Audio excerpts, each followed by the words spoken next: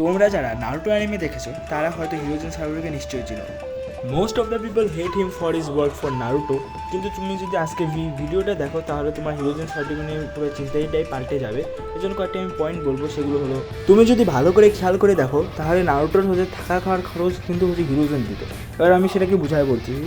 দেখো, যদি নারুটো আসলে অরফান ছিল তাহলে হচ্ছে এমন যদি ধরা হয় যে ভিলেজ যদি নারুটো থাকা খাওয়ার খরচ দেবে তাহলে নারুটোকে একটা শেল্টারে রাখা হতো, নাকি হচ্ছে নারুটো নিজের অ্যাপার্টমেন্ট থাকতো এবং নারুটো একা থাকতো। আর যদি এরকম ধরে তাহলে হচ্ছে ভিলেজের টাকা দেওয়ার কোনো প্রশ্নই আসে না, এটা 100% হিরোজেন নিজের টাকা দিত। আর মিনাটোর টাকা দেওয়ারও কোনো রিজন আসে না, কারণ কি পুরো হিডেনলি জানে যে মিনাটোর কোনো ছেলে নেই, বা হচ্ছে নারুটো হচ্ছে মিনাটোর ছেলে তা কেউ জানে না।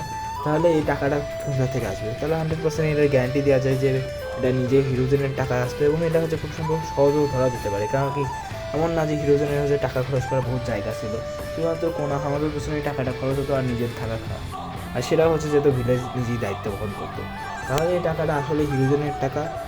এবং 2 নম্বর পয়েন্টই হলো এই যে হিরোজেন নিজে কাকাশিকে হায়ার করেছিল নারুটোর জন্য। এবার আমি তোমাকে যেটা বোঝাচ্ছি, কারণ হচ্ছে কাকাশি ছিল একাডেমির সবচেয়ে হায়েস্ট র্যাঙ্কের টিচার এবং নারুটো ছিল সবচেয়ে ডাম্ব স্টুডেন্ট।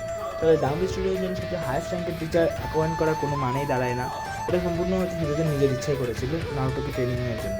আর দ্বিতীয় সব কিছু মিলে যদি পয়েন্ট করি তাহলে আসে যে হিরোজেনের মোটিভ ছিল এই যে নারুটোকে ব্যাক সাপোর্ট করা, নাকি হচ্ছে নারুটোর একদম চাইল্ডিশ কেয়ার করা।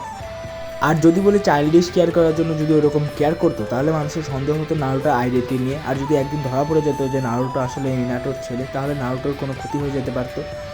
আর সবশেষে বলতে গেলে এটা তো শুধুমাত্র একটা থিওরি ছিল। তোমাদের কী মনে হয় কমেন্ট বক্সে তোমরা নিজেদের মতন জানাই দাও। ততক্ষণের জন্য সায়নারা, আল্লাহ হাফেজ, আসসালামু আলাইকুম।